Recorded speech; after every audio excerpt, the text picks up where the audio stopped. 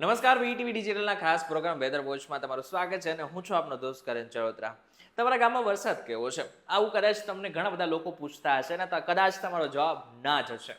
સામાન્ય રીતે અત્યારે દક્ષિણ ગુજરાતમાં કદાચ અમુક વિસ્તારોમાં વરસાદ પડ્યો છે, સૌરાષ્ટ્રના કેટલાક વિસ્તારોમાં વરસાદ પડ્યો છે, બાકી ક્યાંય જ પણ કોઈ ખાસ પ્રકારનો વરસાદ નથી.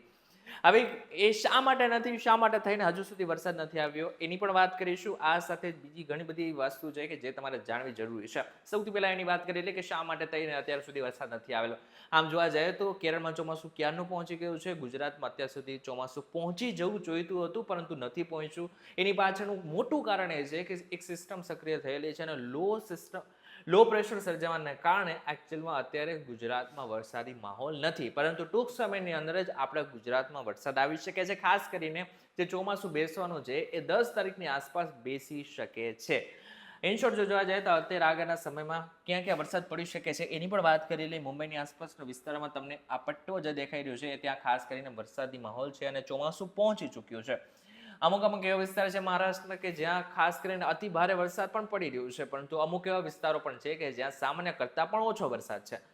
એમ જોવા જઈએ તો અત્યારે હાલ માહોલ એકદમ નોર્મલ છે, અમુક જગ્યાએ અબનોર્મલ પણ છે. 4 તારીખની વાત કરીએ તો 4 તારીખે ગુજરાતના મોટા ભાગના વિસ્તારોમાં સામાન્ય વરસાદ છે. ખાસ કરીને ખાલી માત્ર દક્ષિણ ગુજરાતમાં અમુક એવા વિસ્તારો છે કે જ્યાં છૂટો છવાયો વરસાદ પડ્યો છે, બાકી એક પણ જગ્યા ઉપર ભારે વરસાદ નથી. ગઈકાલે જે લોકો અમદાવાદમાં રહેતા હશે એ લોકોને ખબર છે કે ગઈકાલે રાત્રે થોડોક છાંટા પડ્યા, પરંતુ વરસાદ ક્યાંય નથી આવેલો. એટલે 4 તારીખ અને 5 તારીખ ઉપર જતા રહીએ. 5 તારીખ ઉપર ખાસ કરીને મહત્વનું છે કે 5 તારીખે ગુજરાતના જે દક્ષિણ ગુજરાતમાં વરસાદ આવી શકે છે અને ખાસ કરીને સૌરાષ્ટ્રમાં પણ વરસાદ આવી શકે છે. કયા કયા વિસ્તારમાં વરસાદ આવી શકે છે? તો દક્ષિણ ગુજરાતના વલસાડ, સુરત, ભરૂચ, વ્યારા, રાજપીપળા, અમોડ, ઉપર જઈએ તો વડોદરા છે, બોડેલી છે, આ બધા જ વિસ્તારોમાં વરસાદ આવી શકે છે. સૌરાષ્ટ્રના કેટલાક જિલ્લાઓ છે કે જ્યાં પણ ખાસ કરીને વરસાદની શક્યતાઓ છે. એવા જિલ્લાઓ કયા કયા છે?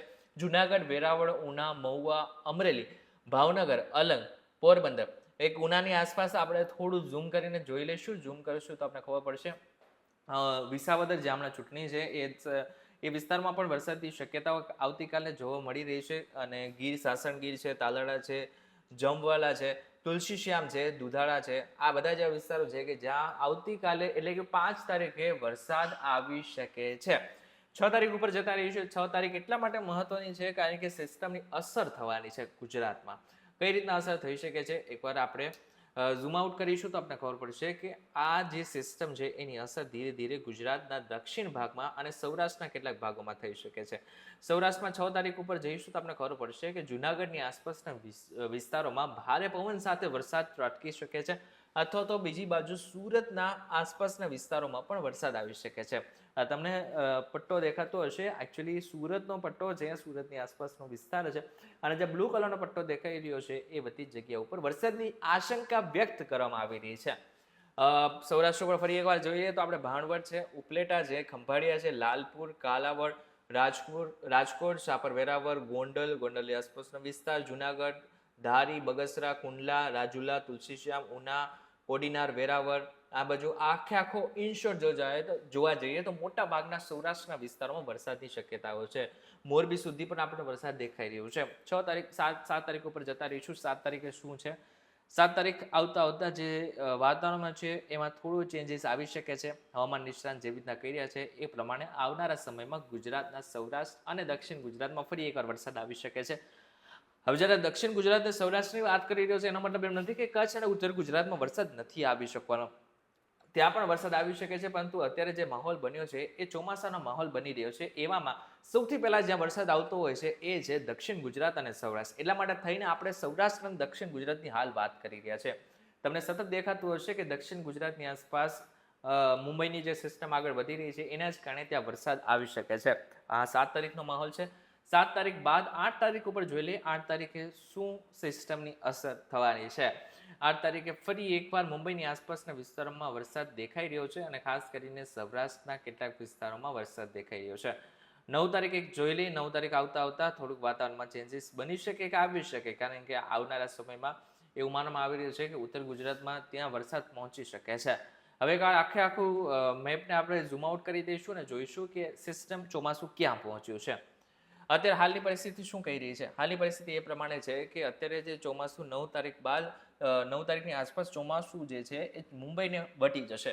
ઇન શોર્ટ જો જોવા જઈએ તો હું જેવી રીતના કહી રહ્યો છે એ પ્રમાણે આવનારા 10 તારીખની આસપાસ ગુજરાતમાં ચોમાસું બેસી શકે છે. એક વખત આપણે આમડી અમદાવાદ શું કહી રહ્યું છે, કયા કયા વિસ્તારમાં વરસાદ 4 તારીખે પડી ચૂક્યો છે એની પણ વાત કરી લે.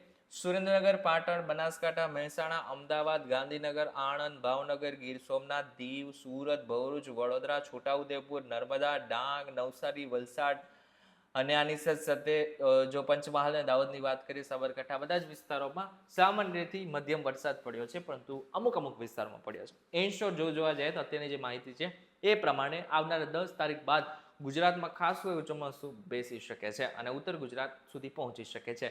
ત્યારે આ બાબતને લઈને તમારું શું કહેવું છે અમને જરા કોમેન્ટ કરીને ચોક્કસથી કહેજો. વિડીયો પસંદ આવે તો વિડીયો લાઈક અને શેર જરૂરથી કરજો તથા આવા જ ઇન્ફોર્મેટિવ વિડીયોઝ માટે વીટીવી ડિજિટલ સાથે જોડાયેલા રહેજો.